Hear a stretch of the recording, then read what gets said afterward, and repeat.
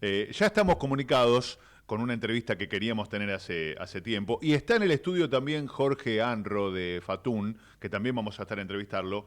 Pero ya está en imágenes con nosotros, compartiendo el licenciado Hugo Magonza. Él es presidente de la Unión Argentina de Salud, director general del CEMIC, licenciado en Administración de Empresas, profesor de UCES. Y es un honor tenerlo con nosotros. Carlos Napoli y Adrián Filinich, los saludamos. ¿Cómo le va, Hugo?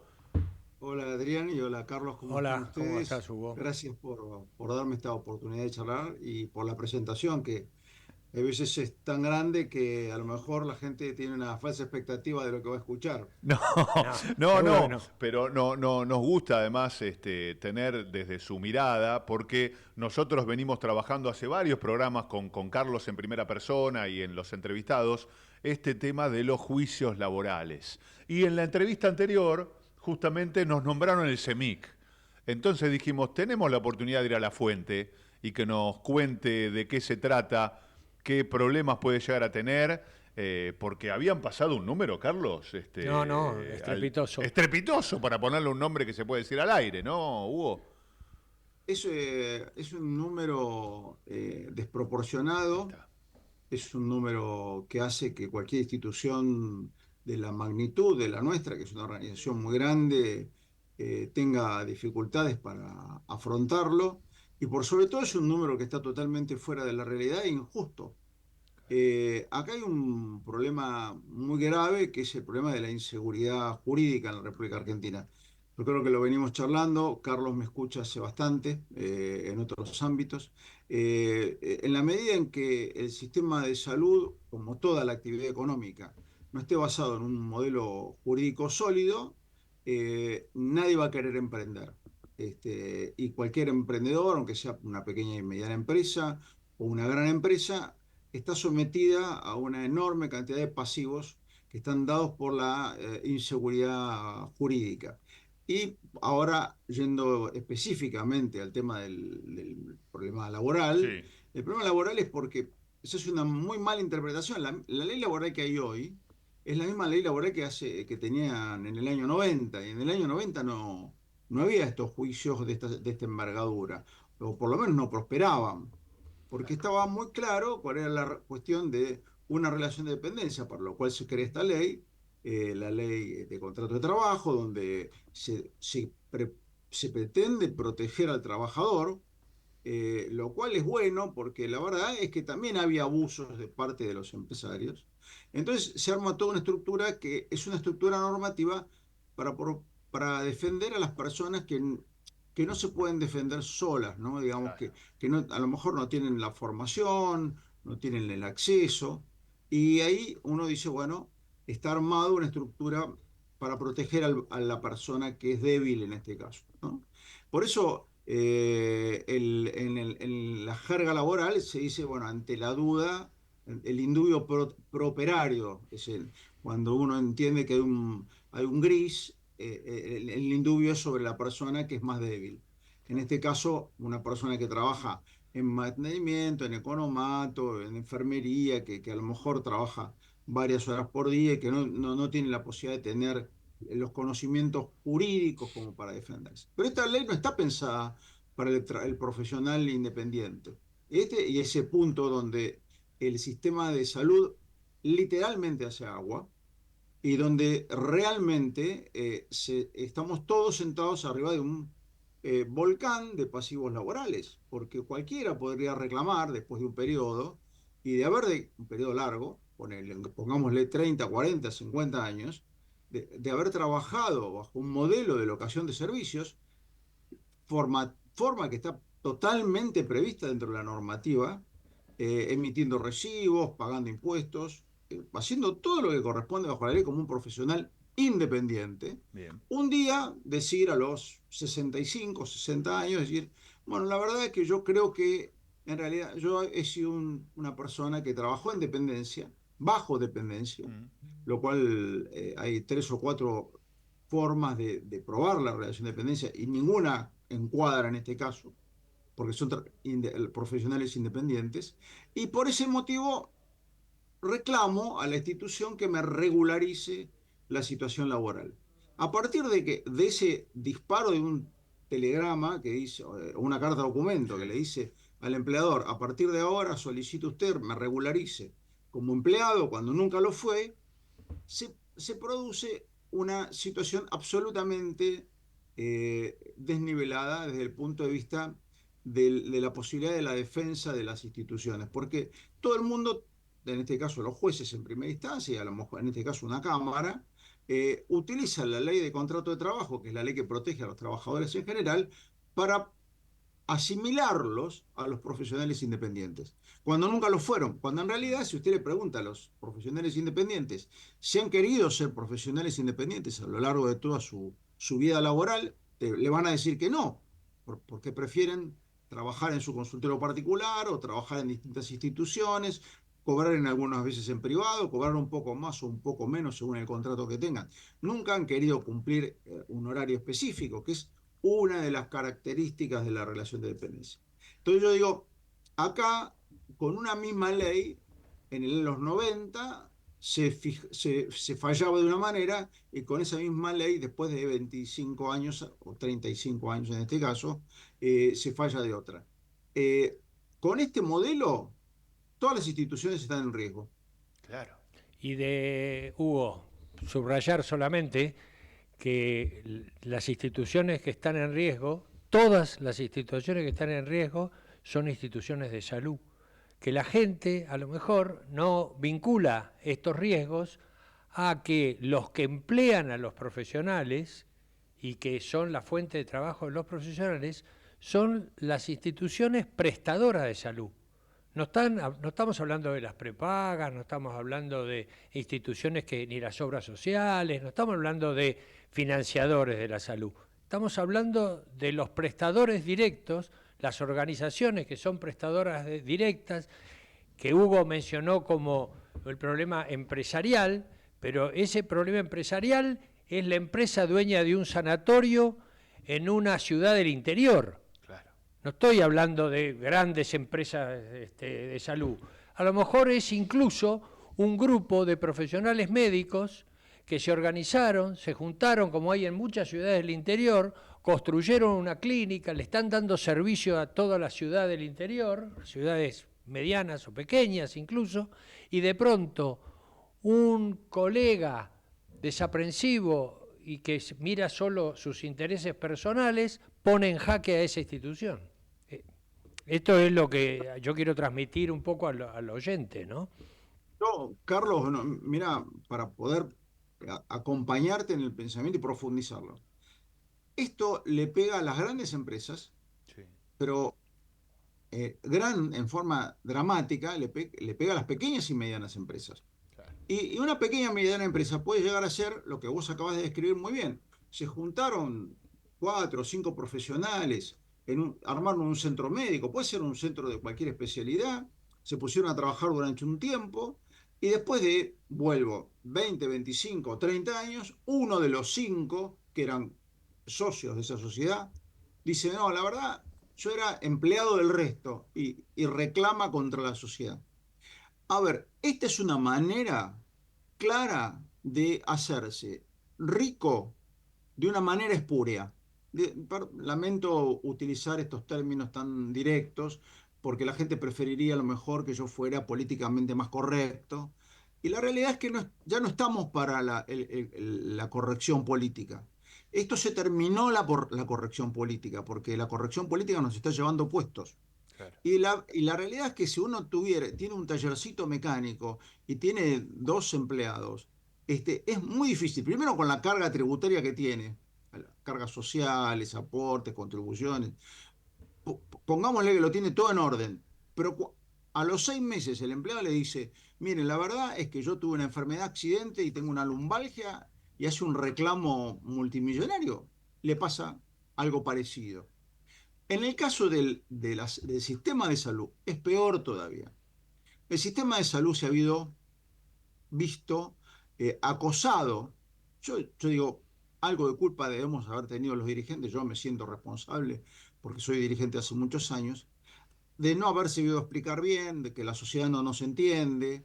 Hoy veía que que a una entidad de medicina prepaga la habían condenado a pagar una cifra aparentemente multimillonaria, porque en la época donde no había controles de precio, un secretario de comercio dijo, bueno, che, aumenten un 5, y no lo escribió en ningún lado, Sí, son los digamos. aumentos del 2011, ¿no? ¿Hugo? ¿Esos? Eh, De la empresa son los, Medicus. son los aumentos previos al 2012, Claro, que fue la puesta en vigencia de la ley. claro. Ese último periodo, y ustedes, a ver si recuerdan, no había INDEC, uno iba a discutir los aumentos de precio eh, en este caso, con Secretaría de Comercio, con el Sí, Ejecutivo, eran discusiones de nada, donde no quedaba documentado. Bueno, en lugar del 10 pongan 9, en lugar de en enero arranquen en febrero. A ver, no había una formalidad de la cosa y tampoco había un cumplimiento de ninguna norma existente, ni de las mm, que había en el pasado, ni la que hubo a partir del 1 de enero del 2012, que fue la ley de regulación, que fue una catástrofe. La ley de regulación de empresas de medicina prepaga ayudó a que el sistema se quebrara, porque a eso le agregaron 70 leyes por enfermedad, y uno dice, bueno, una mancha más que le hace el tigre, y dice, bueno, agregamos esta enfermedad, pero y no le ponemos cómo se financia, que vaya la cuota. Pero después vienen y te dicen, no, pero la cuota no puede aumentar. claro. Incumplen el artículo 17 de la propia ley, que es la que dice que las cuotas deberían aumentar desde el punto de vista del mismo modo que aumentan los costos. Ahora, yo no me quiero poner desde el lado solamente del financiador, porque la financiación y la prestación están de la mano. Financiación, prestación, profesional. A ver, ¿qué es un sistema? ¿Viste cuando le dicen sistema de salud? ¿Por qué es un sistema de salud? Porque las partes están intervinculadas. Entonces, si uno toca una de las partes, se perjudica a otra de las partes. Si ustedes le ahogan el flujo de fondos, se da vuelta y malpaga a los prestadores.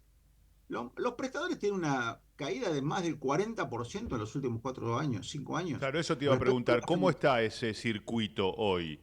Porque lo venís explicando bien. ¿Cómo va ese engranaje de prestadores, médicos, empleados? ¿Cómo está lubricándose?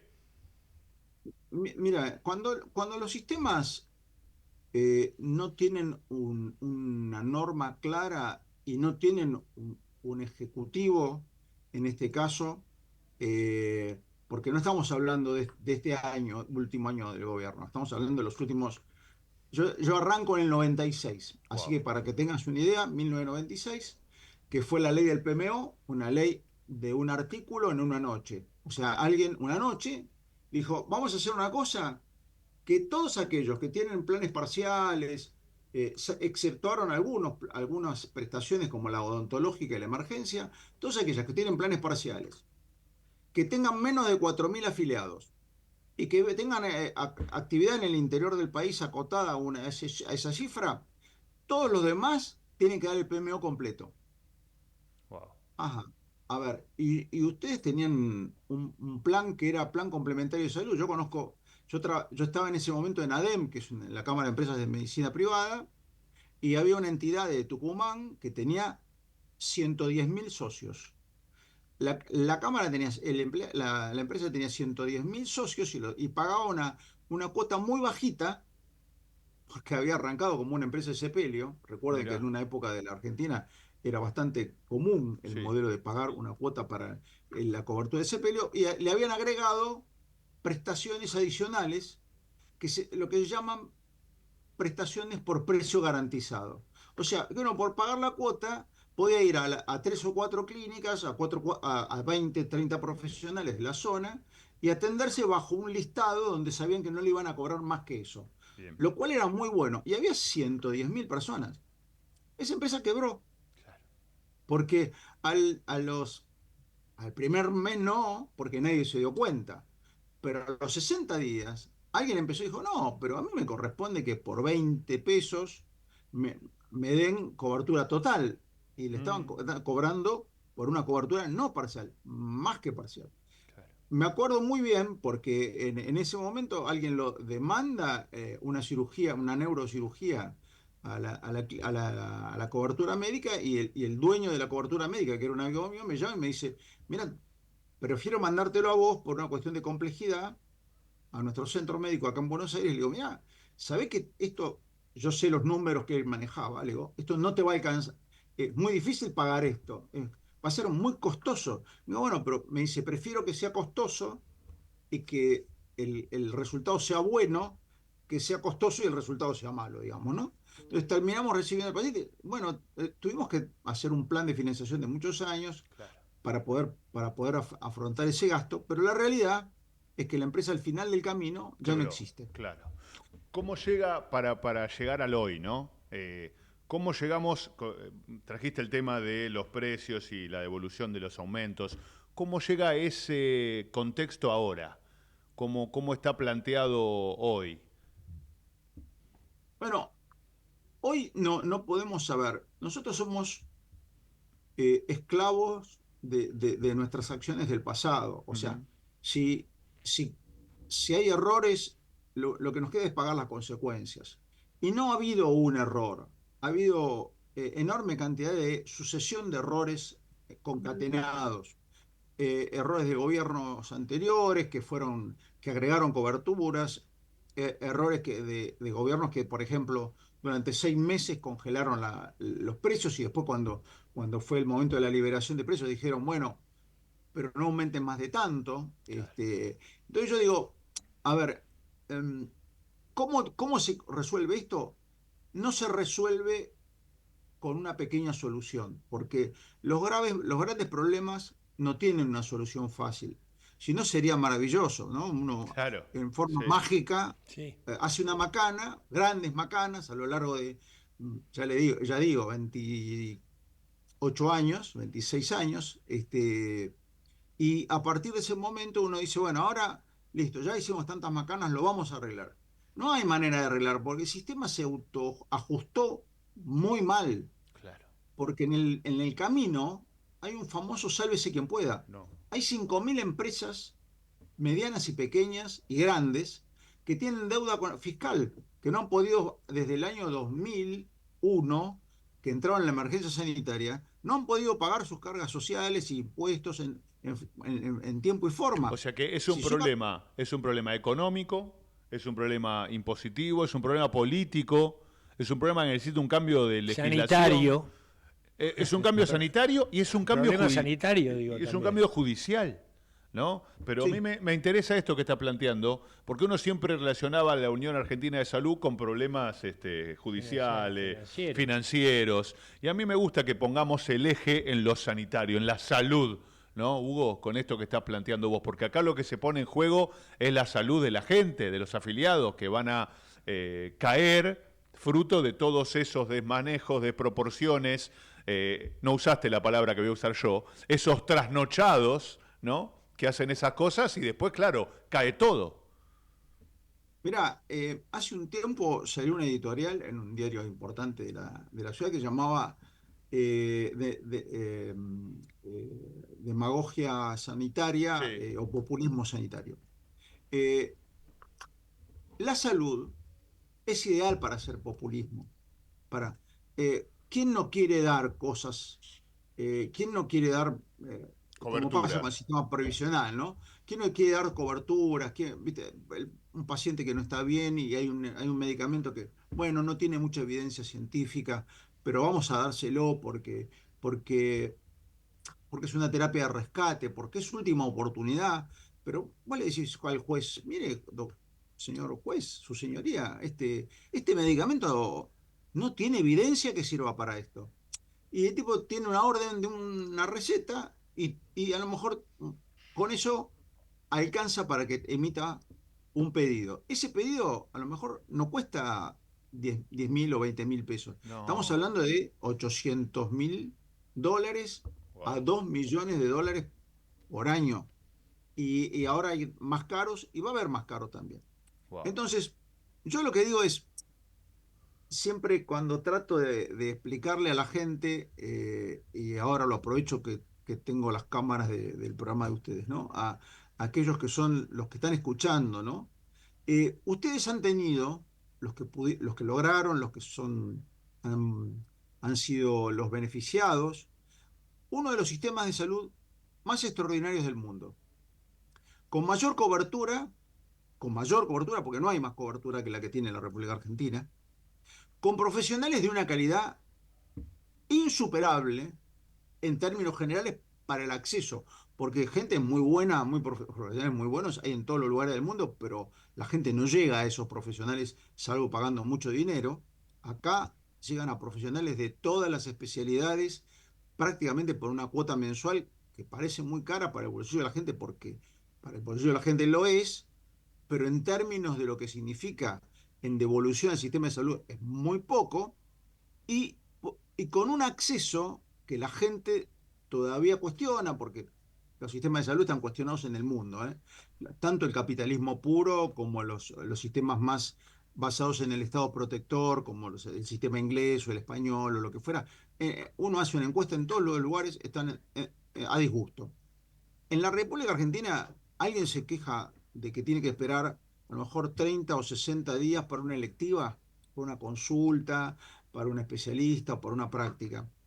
Y yo digo, puede ser, llega la guardia de cualquier sanatorio, por lo menos hasta hoy, la guardia se activa de una manera como, no se, como se activan los hospitales en la televisión. Claro. Uno ve llegar y de repente va pasando la camilla, van apareciendo enfermeras, técnicos, anestesistas, cirujanos, cardiólogos.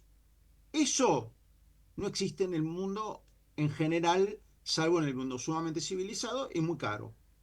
Eso que hemos vivido nosotros, que yo viví durante todo este tiempo y que por suerte he tenido la suerte de gestionar una organización de salud, pero además ver mi familia atendida bajo ese sistema, en muchas instituciones de muy buena calidad, privadas de la seguridad social y públicas, vuelvo, porque es un tema también para tratar en algún momento, Sí.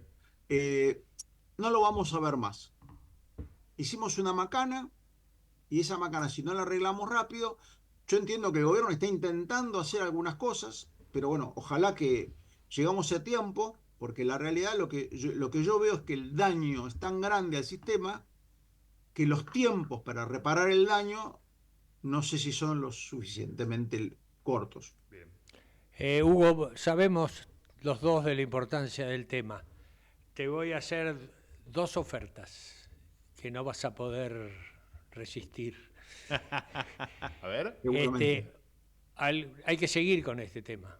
Y te ofrezco venir acá y charlar en el estudio o seguirlo en otra Sí, por semana y poder seguir y continuar con esto, porque los dos sabemos que esto necesita difusión. Sí. Nos Que hay faltó que tema, machacarlo, machacarlo y machacarlo. nos faltó tema medicamentos, seguridad, la salud pública, que también lo nombraste. Faltaron como. Acá con Carlos hicimos un relevamiento de los precios de los medicamentos en España por viajes que hemos tenido ambos, yo a Estados Unidos, él a Europa, y comparábamos los precios y no lo podíamos creer. Entonces, bueno, todo esto que venimos trabajando, me parece que está buena la invitación.